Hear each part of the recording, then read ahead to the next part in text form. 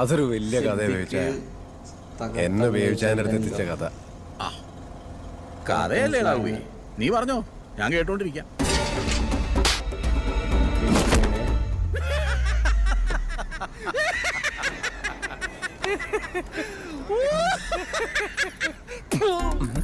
വാടക ഗുണ്ട എടാ, വാടക ഗുണ്ടെന്ന് എഴുതാനുള്ള വിദ്യാഭ്യാസം ഉണ്ടോടാ നിനക്കൊക്കെ?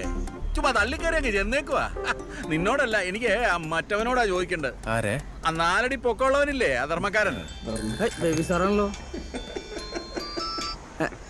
ഹലോ ബേബി സാറേ. ആ കഴിവേറാത്ത മോനെ, ഞാൻ കണ്ടവരൊക്കെ കട്ടത് പൊട്ടിച്ചവനടാ നീ എനിക്ക് വെക്കുന്നേ.